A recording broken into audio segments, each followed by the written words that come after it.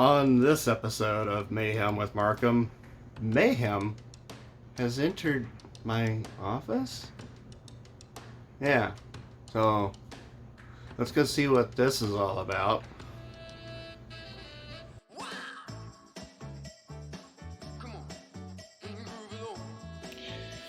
Alright, so welcome to my laundry room. So I got home from work yesterday and my wife said, "Oh, the washer's leaking water out the bottom." I'm like, "Well, okay. Did you turn the water off?" Well, she hadn't turned the water off. She said that it wasn't leaking all that bad. So, step one, turn the water valves off. So here, I've turned the water valves off. I've also pulled the drain tube out because I've pulled it away from the wall. So, I unplugged it, pulled the drain tube out, unplugged the cord, kind of draped it over here, and then went up underneath the washer and just kind of looked for something wet. So I had her actually come in here. I tipped the washing machine up, kind of rested it against the wall back here, kind of on a nice balance point, and then I got up underneath it and started taking a look to see what the deal was. Well, what I found was just a little bit of water on the drain pump. So the next thing that I did was say, well, probably got a busted housing on the drain pump. So I came down and see if it'll focus. Alright, so then notice this is a Maytag and I got the part number. Alrighty, so from there I went to my computer and looked that up. Okay, so we've seen my washing machine, we've gotten the model number, and now what we'll do is we come in here to the computer and we start looking things up. So as I mentioned, it's a Maytag.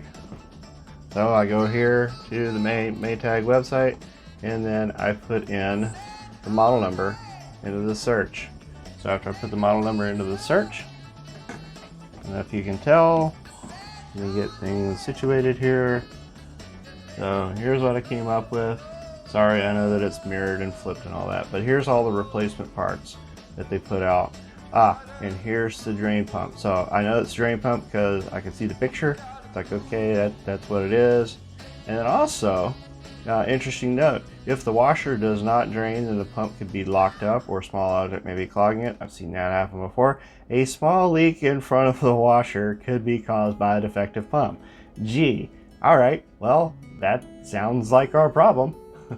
Then we run into the second problem, 5280. I'm like, well, okay, that's a little high for a little plastic pump. Well, then I looked down here and I was like, okay, OEM part number. There's the part number. Holy crap. Let's go and just do a Google search on it. So I did a Google search on it. And then come to find out, oh, well, wait a minute.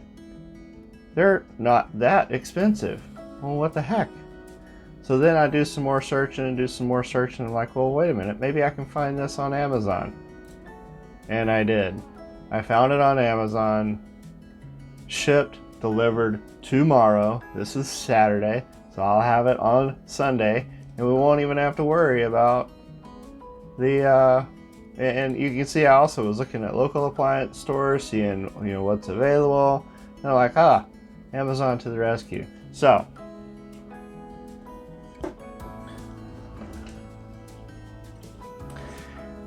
I don't know if I've complained about it in my videos, but this computer right here, it needs to be rebuilt. And this morning I was pricing out all this stuff, and it's not cheap, especially the way that I build computers. I built this one 10 years ago and it's still running.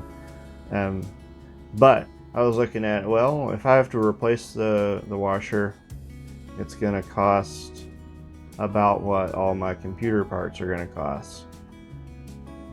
Well, if I can wait a little bit longer and save that money, I'll do that. So instead of paying an appliance repair person to come out and do the work and waiting on them, and instead of paying the exorbitant cost from Maytag, a lot of the vendors use the same pump. So, I mean, it's listed as a Whirlpool pump, but I come to find out it's actually from an overseas manufacturer. Which makes sense. A lot of Not a lot of people, a lot of companies do that, where they'll manufacture things overseas, they'll manufacture them in bulk, they'll get 100,000 of these pumps in, and they'll fit on probably 50 different types of washers. I mean, they all use a lot of the same components. With a Maytag, you've got some guarantees as far as them coming out and doing some repairs and stuff like that, which I never have them do. Typically, their stuff lasts long enough to where I don't have to.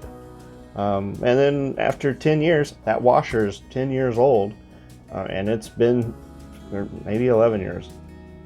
It's been here as long as I've been in Washington, since 2009. Yeah, so yeah, it's been almost 12 years. So yeah. But if I can make it last a little bit longer by replacing a little simple part, yeah, I'll do it. I think the most expensive part on that washing machine is the transmission, and I can get one for about 200 bucks. So yeah, if I can fix it, I'm gonna fix it. I'm gonna save the money and put it somewhere else, like repairing my truck, which we'll see in a future video, repairing my motorcycle, which we'll see in a future video, and also doing stuff that I need to do, like replacing my computer because it's glitching pretty hard. So anyway, the next clip, hopefully I'll film that tomorrow, and that'll be getting the part in and doing the replacement. Should be fairly simple and straightforward. There's just 2 clips, drain the water out of it, pop a couple other clips off, put the thing on, put the clips on, plug the hoses back in, Bob's your uncle. All right, so that'll be in the next clip. We'll see you later. All right, so I just received my Amazon delivery of my washer pump.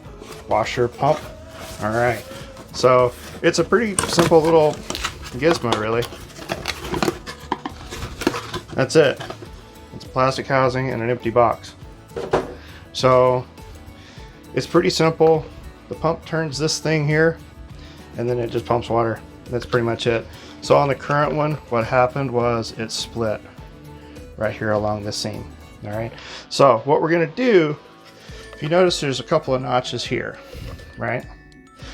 There's a couple of clips that hold this to the front of the pump, and it goes in this orientation here. So all we're gonna do is we're gonna take the hoses off, we're gonna pop the clips off, pull this off, put this one, or pull the old one off, put this one on, put the clips back on, slide the hoses on, Bob's your uncle. So that's that. Now what I've got a screwdriver. It's a single screwdriver, even though the repair site says it's a 2 screwdriver job. I think that's just a difficulty level. So I just have the 1 screwdriver. And then I have a pair of clamps that probably won't work, but we'll see, right? And then, just because I don't want to tick my wife off too bad and get water everywhere, I got a turkey basting pan, and we're going to like try to get water in here and not all over the floor. Will we be successful? Probably not. And then, we want to make sure that we bind ourselves adequately, so ain't got a light. All right, now what we're going to do is we're going to restage, get this thing rolled up, and then I'll take over on doing the repair. Alrighty, so there it is. Here you can see there's a couple of clamps here that hold it on, and then there's these clamps here that hold the water hoses on. So you've got a hose that comes from the drum that's right there. We'll leave that one in place. We'll pull this one off, and then this one, it goes all the way back to the back there. You can see my light where I've set it up, but it goes all the way out to the back to the drain. So we will endeavor to film getting this thing out of here. All right. Okay, so I've got my pan set up underneath here. We'll go ahead and we'll take these pair of pliers, which they work just horribly.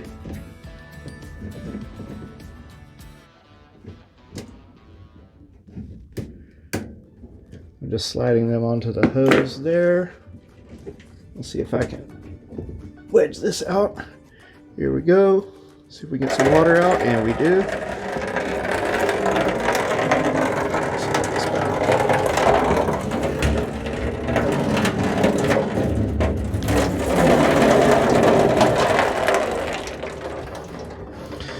And that's That's why we have a water pan, guys.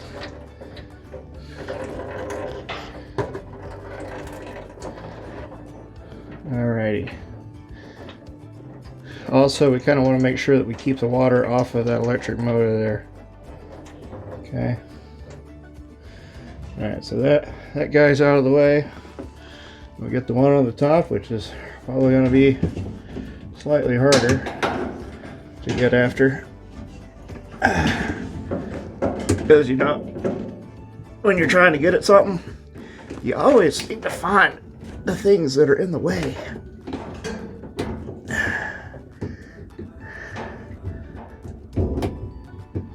Alright, so that's off of that.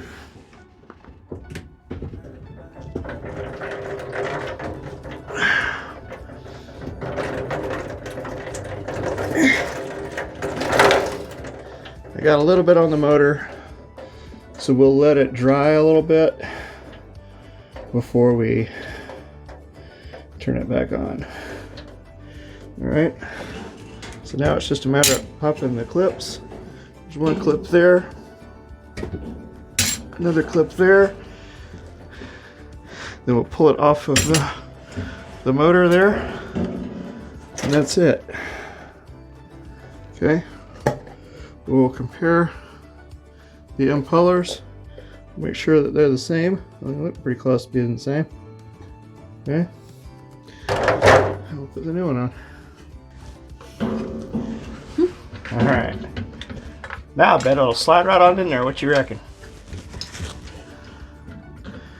Alright.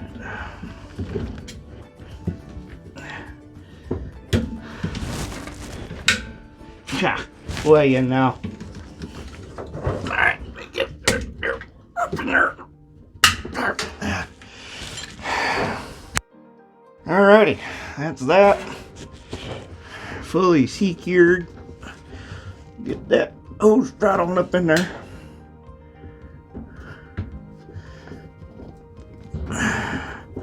Got that one in place. Got that one in place. Alright. We'll get this hose clamp in place.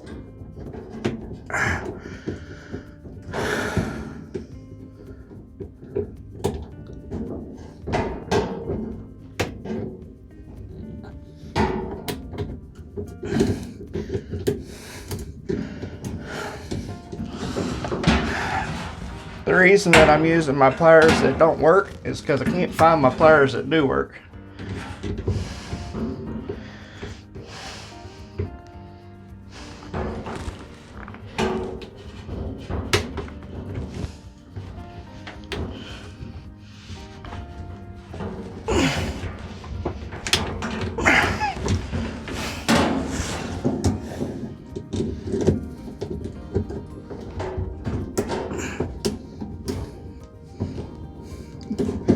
Alright, so that's that one. Now I do the easy one that y'all can see real well. Just like that. And that's how you do it, guys and gals, or however you're identifying with nowadays. Alright, let's check our work. Looks good. Motor not too bad. Alright. That's it.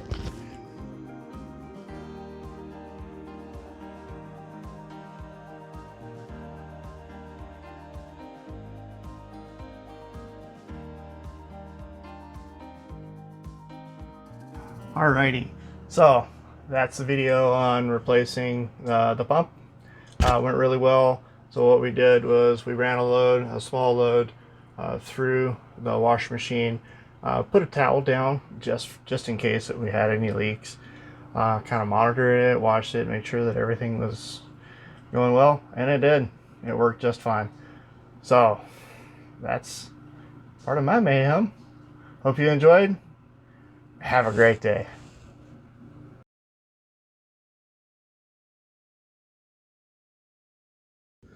Easy peasy, right?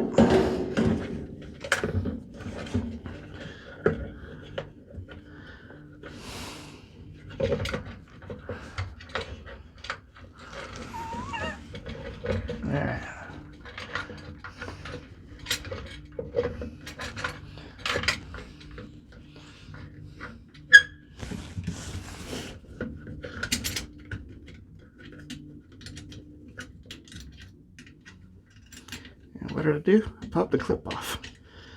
All right.